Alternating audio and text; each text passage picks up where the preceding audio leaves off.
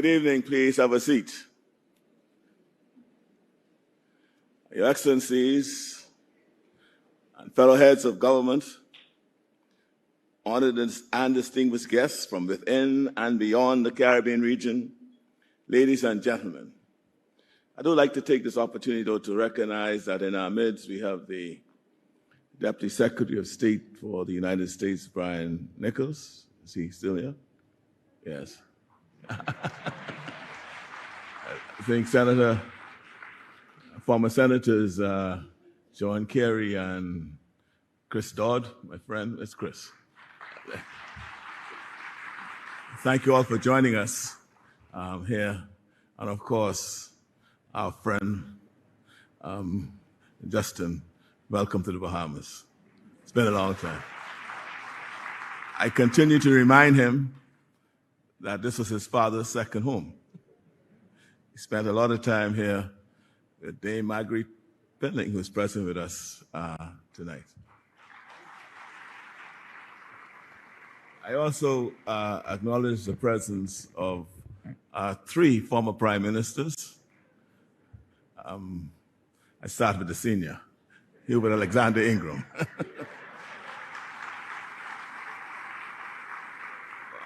Perry Christie, Honorable Perry Christie, and Hubert Alexander Minnis. I welcome them all here. And just let me say to all the delegates and friends, welcome to the islands of the Bahamas.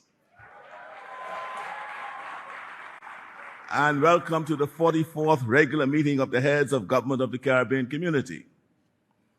You visit us as we embark on celebrations for our 50th anniversary of independence. During these 50 years, we have steadily created every major institution in our country, defining ourselves not merely as being independent of others, but as free people determined to pursue our own path to fulfillment. But even as we embarked on this road to self-determination, we knew that we could not go it alone.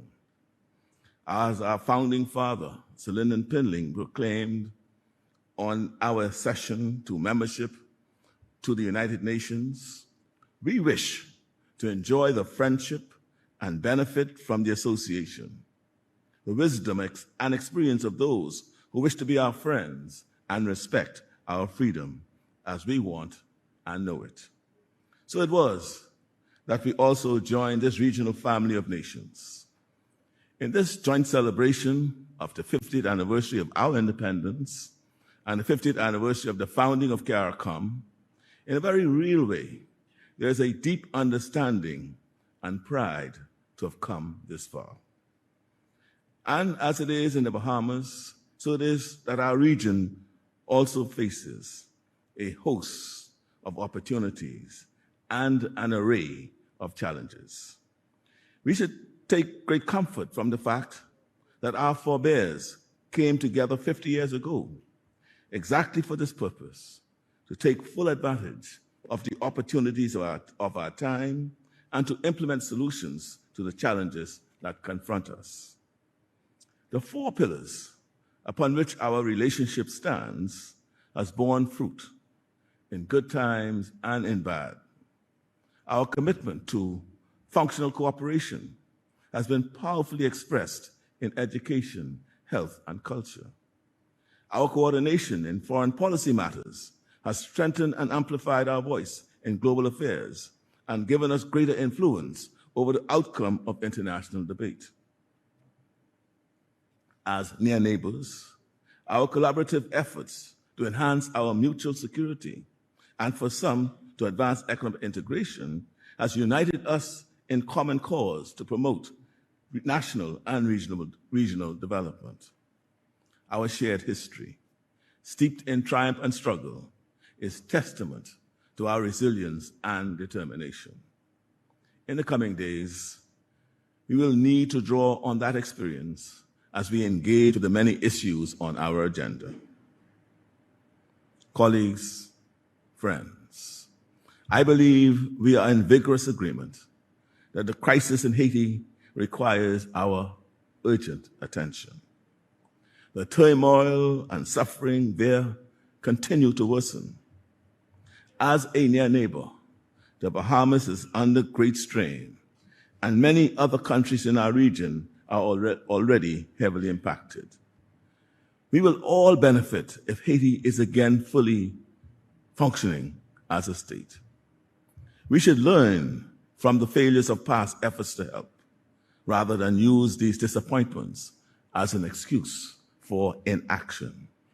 I pray that we can agree a series of concrete steps to help move towards a solution for the Haitian people and the region as a whole. We have learned that inaction has its own costs and consequences. Nowhere is that more the case than on the issue of climate change, which threatens to upend our lives around the world and presents an existential threat to so many of us in this region. Yet, even though we in the CARICOM region are especially vulnerable to the rising sea levels and temperatures, erosion of our coastal communities, and hurricanes which are more frequent and more intense, by working together, we show that we are not powerless. I have no doubt that in joining our voices last year to present an agreed position at COP27, we helped to influence the shift in position relating to loss and damage arising from the impact of climate change. There's also genius amongst us. The Bridgetown Initiative, which proposes reforms to the global financial architecture, is a shining example of how this region has much to contribute to solving critical international issues.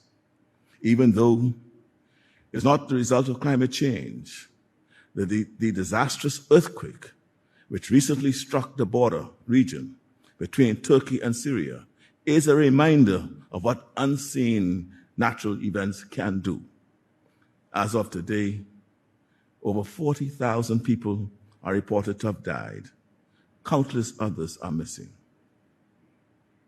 We offer our prayers and condolences to all those affected. Colleagues, friends, other issues also command our attention. Investment and cooperation in education, infrastructure, food and energy security will help to support our collective national development. For all the losses and havoc wrought by the COVID-19 pandemic, it did teach us valuable lessons about what's important and about what we need to do to save lives and livelihoods.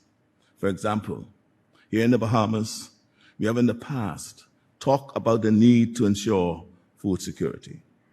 But since the advent of the pandemic, we recognize that the need to be able to feed ourselves was not just an economic nicety, but a matter of survival.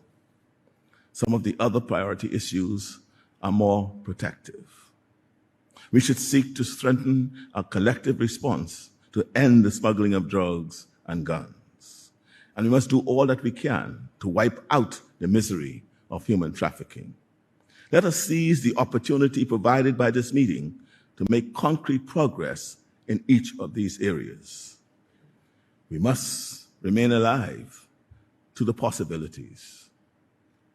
Our friends at the Afri-Exim Bank have allocated already $1.5 billion to invest in the CARICOM region.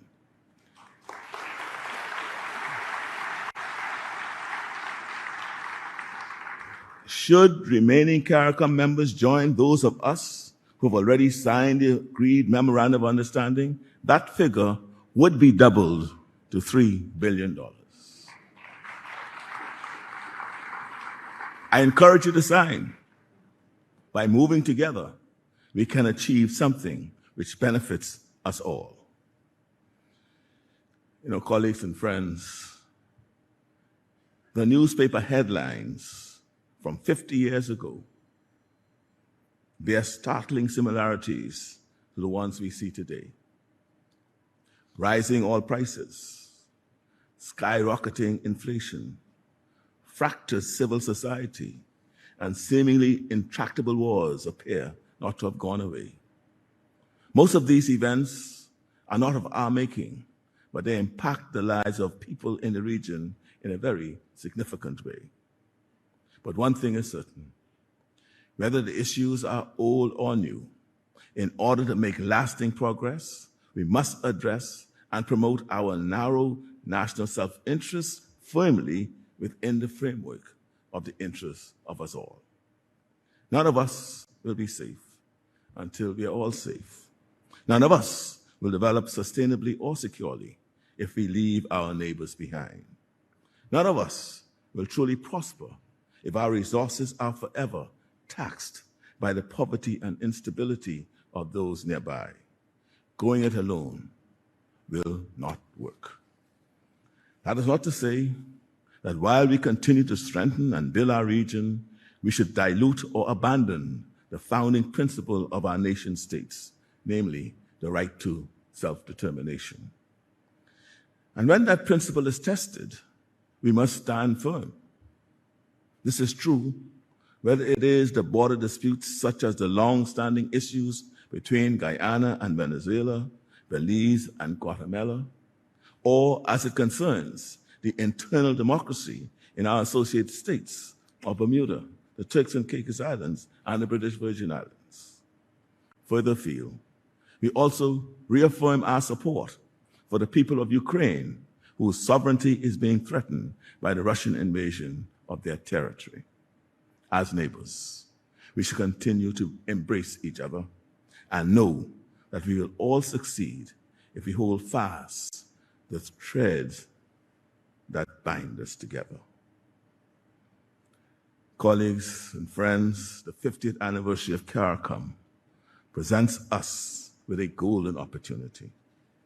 In celebrating the institutions and achievements of these 5 decades, the many peoples of our region should look back and rightly feel a sense of pride in all that has been gained and the value added to the region. But it also presents an occasion to look forward, to seize the opportunity to collaborate, to cooperate, and through our collective effort, build a stronger, more resilient, and more prosperous region. The University of the West Indies is a shining testament to the difference CARICOM has made to the lives of the people of the region. Let us build the equivalent in other areas of life. While our work here over the next few days will be all-consuming, I do hope you find just enough time to experience our islands, our people, and our culture. And if not on this visit, then certainly the next. Whatever the reason, whatever the time, you are most welcome. I thank you. The incumbent chair of CARICOM,